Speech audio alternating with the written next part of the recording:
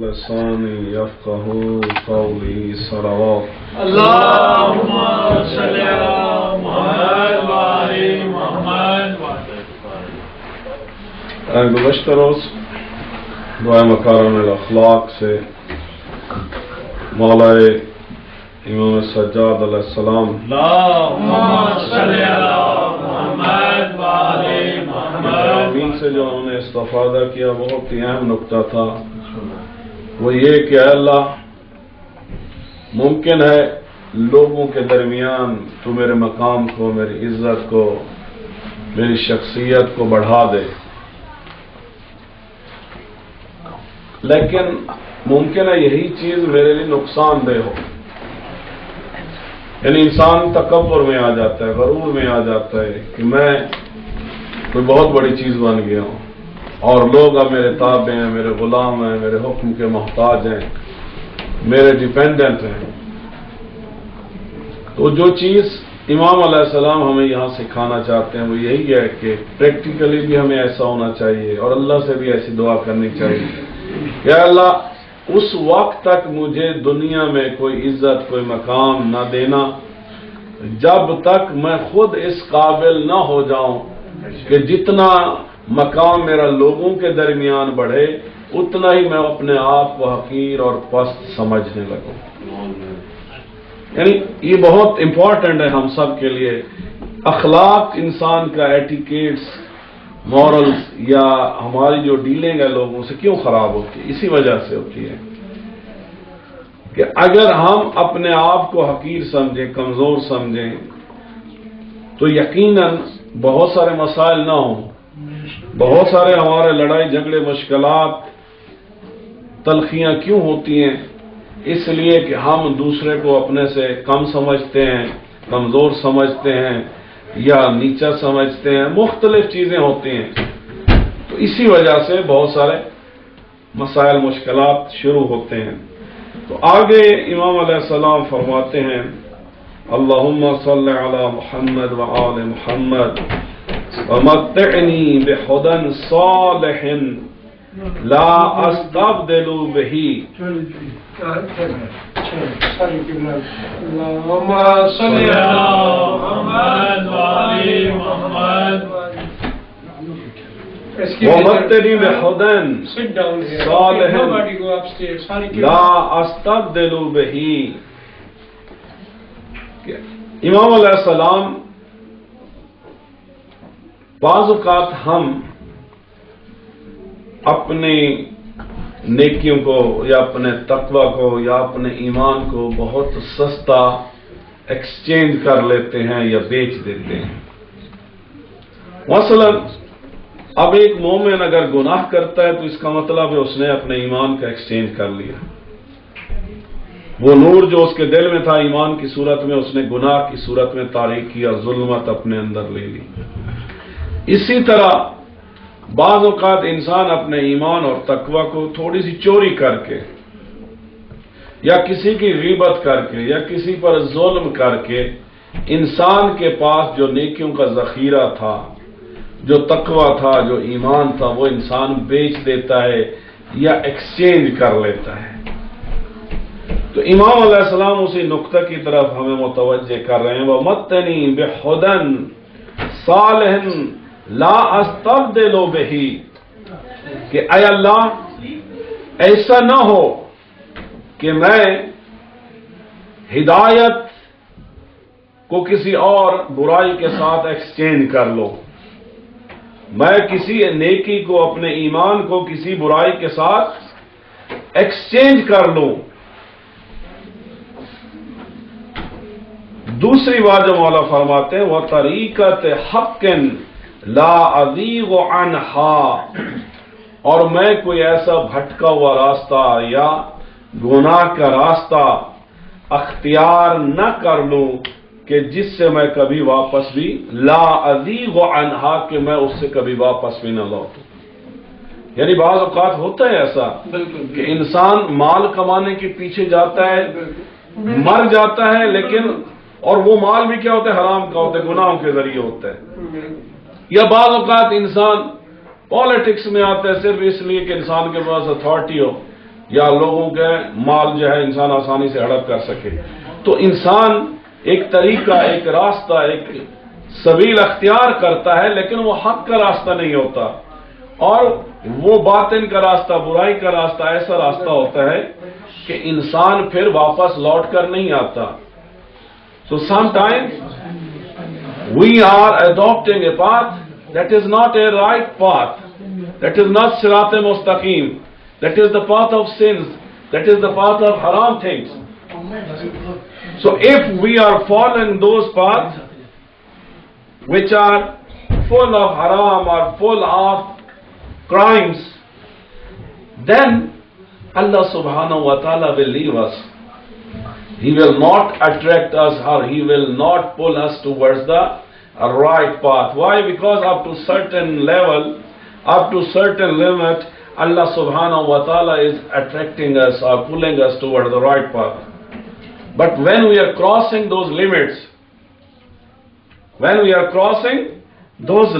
we are beyond the limits of guidance or light, then Allah subhanahu wa ta'ala will leave us with shayateen, with Iblis, and the people will not turn back towards the right path. That's why Imam alayhi salam is making us conscious. Be very careful. Do not follow that path. That is wrong path. That is path of kuffar. That is path of mushrikeen. That is the path of sins. That is the path of haram. If once you will go there, for example, some children, some teenager, they love to listen music. So that is the path they have adopted. And then music is mixed in their blood. Until and unless they are not listening music, they cannot walk, they cannot eat anything, they cannot sleep even. So when music is part and parcel of someone, and music is haram, so now someone has chosen that path and now cannot leave that, because now that person is addicted. Likewise, alcohol, that is haram. So first of all, the people in the company of their friends, they are starting, and ultimately their cells, their body become addicted, and they are unable to leave drinking of alcohol. So there are many other things. Even sometime where we are wasting our time. So nowadays there are a lot of things on internet or phone.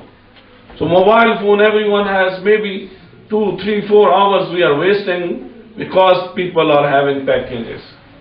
So they have 3,000 minutes, 4,000, 5,000 minutes they have to use. So now they are wasting their time and the other time.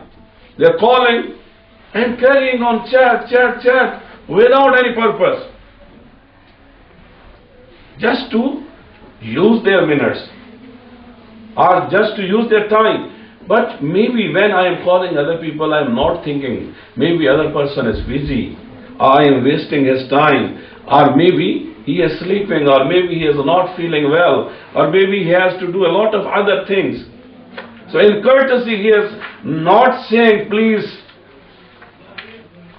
can you stop your talk? Can you switch off your phone? Can you stop here? Due to courtesy, some people, they do not say. But why we are wasting the time of other people? So likewise, a lot of time we are wasting on internet.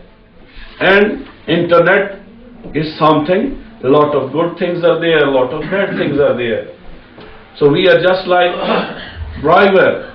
What kind of car we are driving, or what kind of road we have chosen.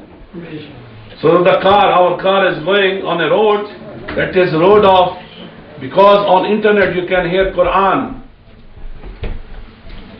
Salawat. You can hear Quran, you can hear a lot of good speeches, you can hear nohas, you can watch Islamic movies, but at the same time there is a lot of bad stuff. So you are driver on internet, and it is also responsibility of parents as well. When their children are using these things, so they should have an eye over there. or they should check what kind of website they're visiting. Otherwise, once they are addicted, even at that time, parents are unable to stop them. So on one side, we are wasting our time. Secondly, as Imam said, we have chosen a path that is not a right path. That is not a Sirat-e-Mustaqim. That is path of sins. We are wasting our time. We are becoming addicted with sins, with music, with different bad things. And a stage comes when we are unable to come back on the right path. So Imam alayhi salam, as he said, "O Allah, do not make me able to go at a path that is a wrong path, and I should not be able to come back from that path." Salawat. Allahumma salli ala Muhammad wa ali Muhammad wa ajil.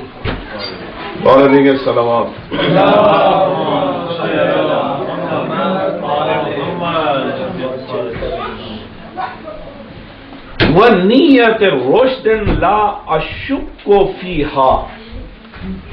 پہلے بھی مولا علیہ السلام نے نیت کی بات کی، اور نیت بہت امپورٹنٹ ہے کہ انسان کی نیت خالص ہو، اس میں ریا نہ ہو، اس میں دکھاوا نہ ہو، اور خود نیت یعنی سوچ، انسان کی فکر، انسان کے دل میں کیا ہے۔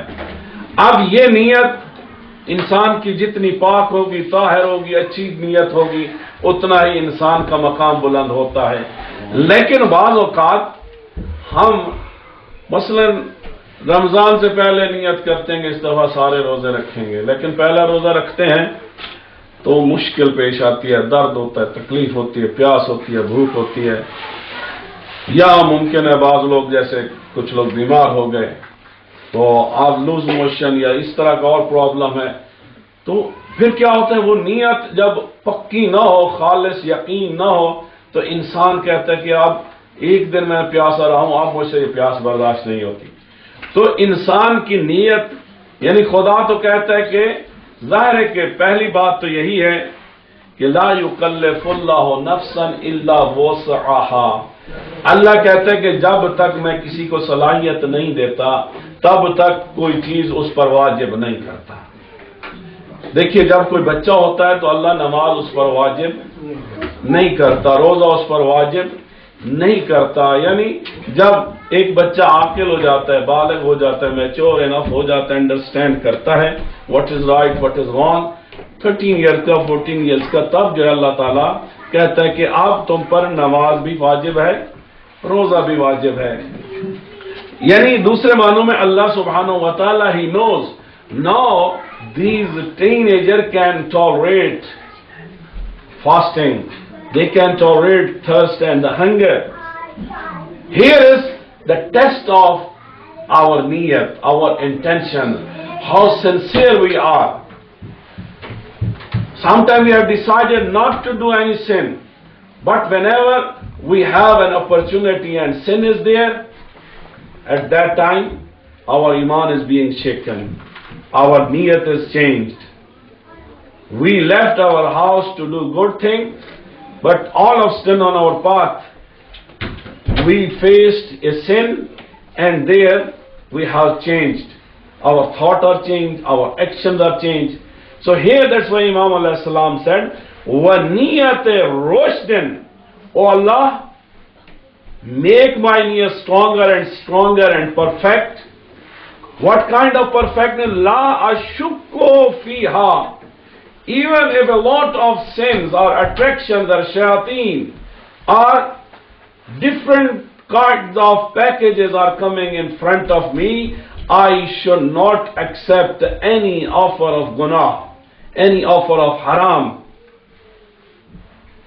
لیکن جب بھی انسان کا ایمان پختہ نہ ہو، اگرچہ وہ نکلتا ہے اس لیے اچھی نیت سے، لیکن جو ہی اس کو کوئی گناہ نظر آتا ہے، مثلا یا ایسے روڈ پہ پیسے پڑے ہوتے ہیں، انسان اٹھا لیتا ہے، نیت میں شک آیا تو انسان نے وہ کام کیا۔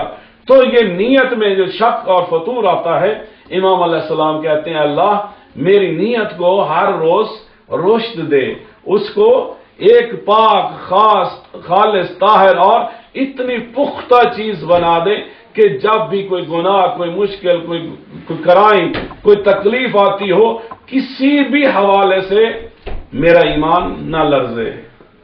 میری نیت میں کوئی فطور نہ آئے، کیونکہ پہلے نیت میں فطور آتا ہے، پھر انسان کوئی گناہ کرتا ہے یا کوئی دوسرا غلط کام کرتا ہے۔ صلوات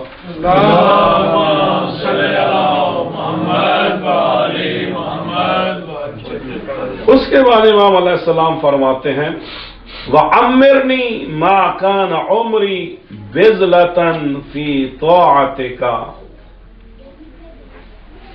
وَعَمِّرْنِي مَا كَانَ عُمْرِي، اے اللہ میری عمر، میری ایج، میرا ٹائم جو اللہ تو نے مجھے عطا کیا ہے تو وہ اس وقت تک مجھے زندہ رکھ جب تک میں تیری اطاعت کرتا رہوں۔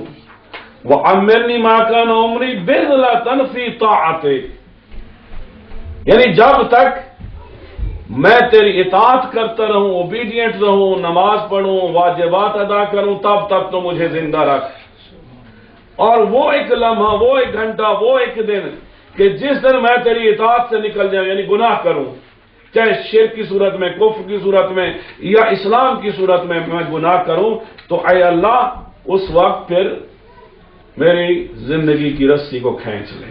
امام علیہ السلام فرماتے ہیں وَعَمِّرْنِي مَا كَانَ عُمْرِي بِذْلَةً فِي طَاعَتِكَ فَإِذَا كَانَ عُمْرِي مَرْتَعًا لِلشَّيْطَانِ فَاقْبِضْنِي إِلَيْكَ قَبْلَ أَنْ يَسْبِقَ مَقْتُكَ إِلَيَّ۔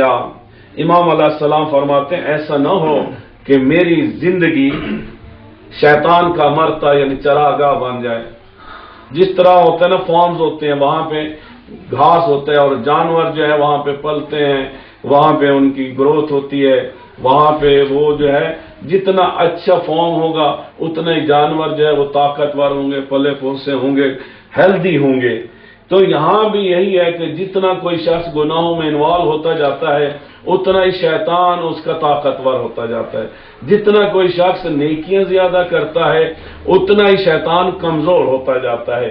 تو اب امام علیہ السلام فرماتے ہیں اللہ مجھے اس وقت تک ہی زندہ رکھ جب تک میں تیری اطاعت میں، بندگی میں، عبادت میں مصروف رہوں۔ ایسا نہ ہو کہ میری عمر، میری لائف، میرا وجود شیطان کی چراگاہ بن جائے، شیطان آئے اور مجھے استعمال کرے، شیطان آئے اور میرے ذریعے مومنین کی انسلٹ کرائے، شیطان آئے اور میرے ذریعے جو ہے وہ گناہ کرائے، شیطان آئے اور میرے ذریعے جو ہے وہ چوریاں کرائے یا قتل کرائے یا ڈکیتی، یہ مختلف چیزیں ہیں۔ کرتا تو انسان ہے لیکن کون انسپائر کرتا ہے، وسپر کرتا ہے؟ شیطان ہے۔ تو اب امام علیہ السلام دیکھیے دونوں چیزیں ہیں، ایک طرح مولا کہہ رہے ہیں کہ اللہ سے ارتباط رکھو، اللہ سے مانگو۔ اب مثلا یہی دیکھیے، اب یہ سوال بھی ہو سکتا ہے کہ بعض لوگوں کو مثلا بآواز بلند دعا کرنے سے شرم آتی ہے، وہ کہتے چلو ہم دل میں کہہ دیتے، بعض دل میں بھی نہیں کہتے۔ اللہ علیم خبیر ہے، سمیع بصیر ہے، وہ جانتا ہے ہماری کیا حاجات ہیں، ہم کیا چاہتے ہیں، لیکن پھر کیوں حکم دیا ہے ادعونی استجب لکم، میرے سامنے دعا کرو، مجھ سے مانگو تو تب میں دوں گا۔ اچھا پھر ٹھیک ہے چلو اللہ نے کہا دعا کرو تو میں ایسے کر لیتا ہوں، میں چھپے چھپے اکیلے میں تنہائی میں اللہ سے بات کر لوں گا۔ تو اللہ کہتا ہے کبھی دعا دل میں کرو اور جب اجتماعی طور پہ ہو تو بآواز بلند کرو، تاکہ ہر کسی کو پتہ چل جائے کہ یہ سب کے سب اللہ کی بارگاہ میں فقیر ہیں۔ اگر کوئی بآواز بلند دعا نہیں کرے گا تو لوگ یہی سمجھنا شروع ہو جائیں گے کسی کو اللہ کی ضرورت نہیں ہے اور کوئی بھی نہیں ہے جو اللہ کے سامنے دعا کرتا ہو۔ لہذا اجتماعی دعا کرنا، بآواز بلند دعا کرنا، گڑ گڑا کر اور رو رو کر دعا کرنا، یہ ایسا طریقہ ہے جو انبیاء اور ائمہ طہار نے ہمیں تعلیم کیا ہے اور ہمیں ایسا کرنا چاہیے۔ لیکن پریکٹیکلی ہم سب ایسا کلچر ڈیولپ ہو رہا ہے، دعا مانگی جا رہا آمین کوئی نہیں کہے گا، دعائیں مانگی جا رہی ہو, کہیں گے کہ صلوات باواز بلند پڑے, کوئی نہیں پڑے گا. ویسے شور کرنا, لڑنا, سب سے زیادہ آوازیں نکل سکتی ہیں, لیکن اچھی چیزوں کی, پازیٹو چیزوں کے لیے کوئی آواز نہیں نکلتی. تو ہمیں کوشش کرنی چاہیے کہ دعا جب ہو تو سب باواز بلند آمین کہیں. جتنے زیادہ لوگ اور جتنے زیادہ فرشتے اور جتنے ہوا کے, اب یہ جتنی بھی باتیں ہم کرتے ہیں نا, یہ سب کے سب محفوظ ہیں. یہ ایئر پارٹیکلز, یہ جو ویوز ہیں نا, ایئر ویوز, ہر چیز ہماری سیف ہے, کہیں نہیں جا رہی ہے. اور ٹیکنالوجی ہے, لوگ اس کو دوبارہ بھی سن سکتے ہیں. لہذا ہم جب یہ کہتے ہیں کہ اے اللہ ان گناہوں کو معاف کر دے جو ہماری دعاؤں کو تیری بارگاہ تک نہیں پہنچنے دیتے, تو اس کا مطلب ہے درمیان میں کہیں پہ جو ہے وہ جو کمیونیکیشن ہے اس میں بیریئر آ گیا ہے. اب ہوا کے پارٹیکلز بھی جو ہے, یہ جو ساؤنڈ ویوز ہیں, اس کو ایک جگہ سے دوسری جگہ تب موو کریں گے جب ہوا کو بھی جو ہے وہ میڈیم ملے گا. جہاں پہ ان ساؤنڈ ویوز کے درمیان بریک آ گئی تو وہاں سے آگے نہیں جا سکتی ہے. اب یہ بیریئر جو اللہ اور بندے کے در, کیونکہ اللہ دور بھی ہے, اللہ نزدیک بھی ہے. اللہ شاہرگ سے بھی زیادہ قریب ہے, یہاں سے آواز نکل رہی ہے یہاں ہے. اللہ دل میں ہے, جہاں سوچ ہے وہیں اللہ ہے.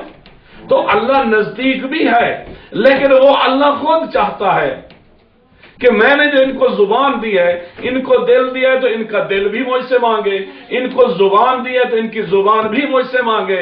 ان کو ہاتھ دیے ہیں تو ان کے ہاتھ بھی میرے سامنے کھڑے ہوں. ان کو آنکھیں دی ہیں تو ان آنکھوں سے آنسو نکلے اور مجھ سے مانگے. اب جتنا جتنا انسان کا جسم اور روح, دعا یعنی کیا ہے, اللہ سے رابطہ کرنا, اللہ کے ساتھ جڑ جانا. اب جتنا جتنا انسان کی باڈی اور جسم سب کا سب جو ہے وہ اللہ سے متمسک ہو جاتا ہے, وہ لمحہ اللہ اور بندے کے درمیان فاصلہ مٹ جاتا ہے اور دعائیں قبول ہو جاتی ہیں. اور جب تک انسان اللہ کو اپنا غیر سمجھتا رہے اور یہ سمجھے کہ لوگ کیا کہیں گے, میں کیوں اپنی آواز بلند کروں, میں کیوں کسی کے سامنے رہوں, کیوں کسی کے سامنے آنسو بہاؤں, تو اللہ بھی یہی کہے گا کہ جب اس کو میرے حضور آتے ہوئے شرم آتی ہے تو ٹھیک ہے, یہ لوگوں کی خاطر میرے پاس نہیں آتا تو میں پھر اس کو کیا سنوں, میرا تو نہیں ہے نا. اگر یہ میرا ہوتا اس کو لوگوں کی پرواہ نہ ہوتی. یہ روتا بھی ہے تو لوگوں کے لیے, دعا کرتا ہے تو لوگوں کے لیے, آہذاری کرتا ہے تو لوگوں کے لیے, خاموش رہتا ہے تو لوگوں کے لیے, ہر کام اس کا لوگوں کے لیے ہے. تو امام علیہ السلام نے جو بہترین درس دیا ہے, خصوصاً ایک نقطہ آج ہم آگے سمجھ لیں کہ اے اللہ میری ایج کو, میری لائف سپین کو اپنی اور اپنی عبادت کے لیے, اپنی دعا کے لیے مخصوص کر لے. وہ لمحہ کہ جب میں تیری بندگی سے, تیری اطاعت سے, تیری عبادت سے دور نکل جاؤں, یعنی شیطان کے راستے پر چلا جاؤں, تو پھر مجھے زندہ رہنے کی کوئی ضرورت نہیں ہے, پھر تو میری رسی کو کھینچ لے اور مجھے اس دنیا سے اٹھا لے. مقصد یہی ہے کہ جب تک زندہ رہیں تب تک اللہ کی عبادت کرتے رہیں. ہمارا دل, ہماری سوچ, ہماری زبان, ہمارے ہاتھ, A to Z ہم سب کے سب کوشش کریں ہمیشہ اللہ کی عبادت خلوص کے ساتھ کریں اور اللہ کو ہمیشہ یاد کرتے رہیں. صلوات کریں.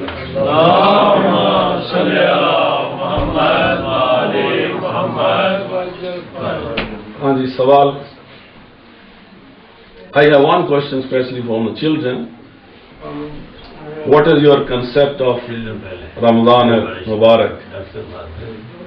Fasting and Ramadan. What did you understand? What is this? Just one sentence, not big. What do you think about Ramadan? It's the month where the Quran was revealed. Okay, next. You can remember all the poor people. Good. Next.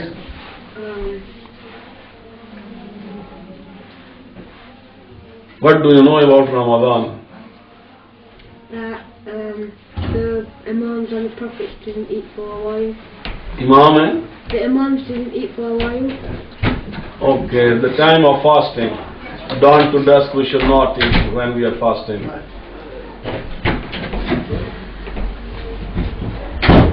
Please think quickly. Yes. Yes. Yes. That Ishtam's locked up. Good. Next. Jafar. Loud. We should be patient. Yes, good. How much? Less tension. Less tension. So we should not be always in depression and anxiety and worries. Yes, good. And that is one of the benefit of fasting. Yes, Ali. What are you doing every day here? Yes, come on. Reading Quran. So Ramadan is month of reading Quran. Now please, elders, everybody should tell me one thing quickly. A month of charity. Month of charity, well done. Purifies the soul and body. MashaAllah. Next. Hurry up, everybody should tell me something, please. Month of soul. Zakat of soul. Month of sacrifice. Month of sacrifice and charity. Month of blessing, Do MashaAllah. the ibadat as much as you can. We should do ibadat as much as is possible. Naqwa. This is the month of taqwa. Fasting is equal to taqwa. Anyone who is fasting will have taqwa, inshallah. دوزخ کے دروازے بند کر دیے جاتے ہیں اور جنت کے دروازے کھول دیے جاتے ہیں. The gates of hell are closed and the gates of heaven are open during this month. Shaitan is locked. Okay. Now those who have not told me anything, please, I am waiting for them. This is month of forgiveness, maghfirat, Month of self-building. self-building. ہاں جی یہاں پہ دو تین افراد. کیا سبب؟ صبر کا مہینہ ہے. ہاں جی آگے شاہ صاحب. منتھ آف تقویٰ, عبادت کا مہینہ ہے. Purification of body and soul. اپنے باڈی کی اور سول کی پیوریفیکیشن کا مہینہ ہے. صلوات. Okay. Question from your side. Yes. میں راشی اردو ترجمے میں پڑھ رہا تھا کہ ہم نے مال غنیمت کو تمہارے لیے حلال کیا اور اس میں اللہ کا اور اس کے رسول کا حصہ ہے اور اس کے بعد غریبوں کو مسکینوں کو ان کو دو. تو مال غنیمت کیا ہے؟ دیکھیں مال غنیمت کے دو کنسیپٹ ہیں. ایک تو یہ تھا کہ جب ابتدا میں جنگیں ہوتی تھیں مسلمانوں کی کفار کے ساتھ, تو اس وقت جب کفار کو ڈیفیٹ ہوتی تھی اور وہ میدان جنگ میں یا ان کے علاقے میں جو بھی مال ہوتا تھا, اونٹ ہوں یا گھوڑے ہوں یا ویپنز ہوں یا کوئی اور بھی ٹریجری ہو, تو وہ سب جو ہے وہ مسلمانوں کے قبضے میں ہوتی, اس کو کہتے تھے مال غنیمت.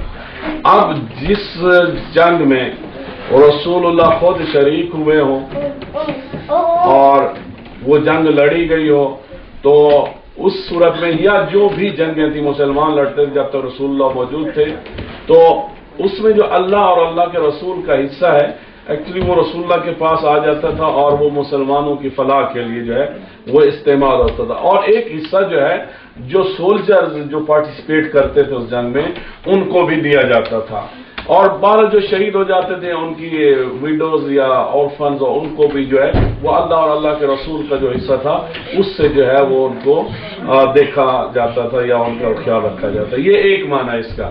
دوسرا معنی مال غنیمت کا یہ ہے کہ آپ جو ارن کرتے ہیں تو یہ بھی ایک قسم کے غنیمت ہے جو اللہ نے آپ کو رزق دیا وہ دیا ہے, تو اس میں سے جو ہے اس مال غنیمت میں سے یعنی جو آپ نے ارن کیا, جو آپ کی سیونگ ہے, وہ آپ کا غنم ہے, وہ آپ کا خزانہ ہے, وہ آپ کی بچت ہے, تو اس پہ بھی جو ہے اللہ اور اللہ کا رسول یعنی خمس ہوتا ہے اس پر. تو خمس کے لیے سال کی ایک تاریخ فکس کر دی جائے, اس تاریخ کو جو بھی سیونگ ہو تو یہ یعنی ہماری سیونگ مال غنیمت ہے, کیونکہ جو کچھ بھی دنیا میں ہے, دنیا کا وجود اور جو نعمتیں ہم حاصل کر رہے ہیں وہ امام یا نبی کے وجود کی وجہ سے ہوتی ہیں.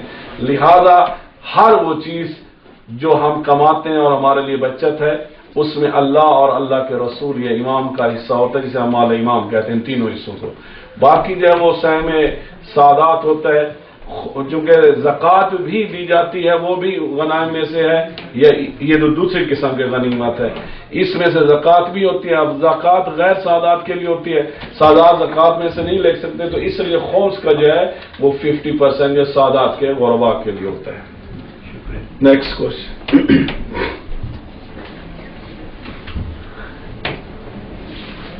کوئی سوال نہیں؟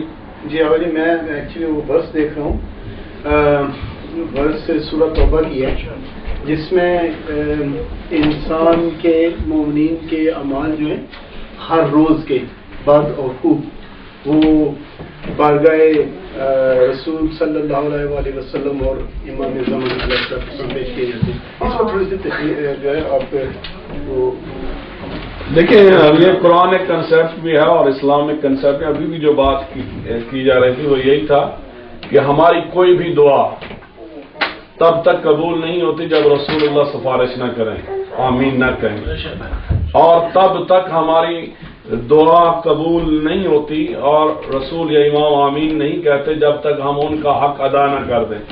تو ان کا حق یہی جو خمس کے سلسلے میں جو ہے رسول کا یا اللہ کا یا امام کا حق ہے.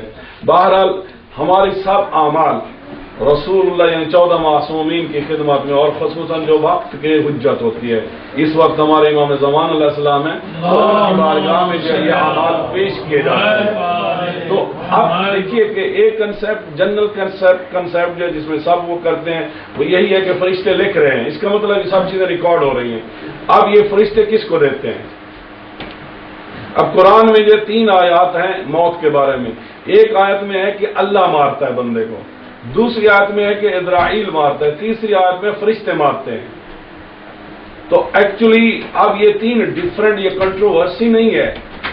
ٹوٹل اختیار موت کا جو ہے وہ اللہ کے پاس ہے، اللہ جس کا چاہے اس کو موت آ سکتی ہے. لیکن اللہ نے اس ڈپارٹمنٹ کا ہیڈ کس کو بنایا؟ اسرائیل علیہ السلام کو بنایا، اور اسرائیل علیہ السلام نے اپنے جو ہے سپورٹر یا ہیلپر جو ہے وہ ورکر رکھے ہوئے اور فرشتوں کو اس کام کے لیے. تو اس کا مطلب ہے اس طرح کلاسیفیکیشن ہے، division of labour, division of work ہے. تو اسی طرح یہ فرشتے بھی جو ہے جو ریکارڈ کر رہے ہیں یہ فرشتے دار اللہ کی مخلوق ہیں، لیکن تابع کس کے ہیں؟ جو وقت کی حجت ہوتی ہے، امام ہوتے ہیں. تو یہ یہاں مثلا فرشتے تبدیل بھی ہوتے ہیں. ایک فرشتہ جو ہے ہمیشہ کے لیے ایک شخص پر نہیں ہوتا، فرشتے تبدیل بھی ہوتے ہیں. تو جن کی ڈیوٹی ختم ہوتی ہے وہ جو اپنا حساب و کتاب کلوز کرتے ہیں تو وہ اپنا جو ہے وہ رجسٹر جو ہے امام کے سپورٹ کر دیتے ہیں. اس کے بعد نئے آتے ہیں تو وہ لے لیتے ہیں. اب ظاہر ہے کہ وہ کہیں گے کہ امام ایک جگہ پہ بلین لوگ ہیں، بلین فرشتے، تو یہ کیسے ہوتا ہوگا؟ تو یہ کوئی مشکل نہیں ہے. جیسے اسرائیل ایک ہے تو ایٹ اے ٹائم دنیا میں جو 1000 سے زیادہ لوگ مار رہے ہوتے ہیں. تو یہ اتنا مشکل نہیں ہے. جیسا کہ یہی ہے کہ مثلا آج کل بڑا آسان ہے کہ آپ کمپیوٹر میں کوئی چیز ٹائپ کریں، ایک طرف آپ ٹائپ کر رہے ہوتے ہیں ملین مائلز، دوسری طرف جو ہے نا وہ لوگ دیکھ بھی رہے ہوتے ہیں، جواب بھی دے رہے ہوتے ہیں، تو ان کے پاس بھی چلی جاتی ہے. کیونکہ یہ چیز جو ہے آج کل ٹیکنالوجی کی وجہ سے سمجھنا بڑا آسان ہے. تو بہرحال رسول اکرم صلی اللہ علیہ وسلم یا حجت زمانہ جو بھی امام ہیں تو ان کے سب کو اعمال پیش کیے جاتے ہیں. اور اسی وجہ سے کہا گیا ہمیں کوئی ایسا کام نہیں کرنا چاہیے، کیونکہ جب شیعوں کے مومنوں کے گناہ امام کے سامنے جاتے ہیں امام روتے ہیں، تو جب اچھے کام جاتے ہیں امام خوش ہوتے ہیں. اس لیے ہمیں کوشش کرنا چاہیے کہ گناہوں کو کم سے کم کریں تاکہ دشمن تو ائمہ طہار پر ظلم کرتے ہیں، ان کو رلاتے ہیں، ہم شیعہ تو نہ رلائیں. اللهم صل على محمد وعلى محمد. اللهم كن لوليك الحجة ابن الحسن صلواتك عليه وعلى آبائه يا ذا السعة وفي كل صحري وحافظا وقاعدا وناصرا ودليلا معينا حتى تسكنه وتطوعا وتمكنا فيها طويلا. پروردگار بحق محمد وعلى محمد امام زمان علیہ السلام کا جل ظہور فرما. پروردگار تمام حاضرین مومن مومنات کی حاجات کو پورا فرما، ان سب کے رزق روزی میں اضافہ فرما، ہر قسم کے مسائل مشکلات پریشانوں آفات بلیات سے محفوظ و مامون فرما. پروردگار ہم سب کے مرحومین کو بخش دے، امام زمان علیہ السلام کا جل ظہور فرما، ان کی زیارت سے مشرف فرما. ہماری اطاعت کو، عبادت کو، دعاؤں کو، قرآن کو، نمازوں کو، سحور کو، افطار کو، ایک ایک سانس کو پروردگار عبادت میں شمار فرما اور ہماری قلیل عبادت کو کثیر عبادت میں بدل دے. پروردگار امام زمان علیہ السلام کا جل ظہور فرما. آج کے افطار جن مومن مومنات نے اہتمام کیا کہ پروردگار ان کو صحت و سلام عطا فرما، ان کے رزق روزی میں اضافہ فرما، ان کے مرحومین کو بخش دے. اللہم صل علی محمد.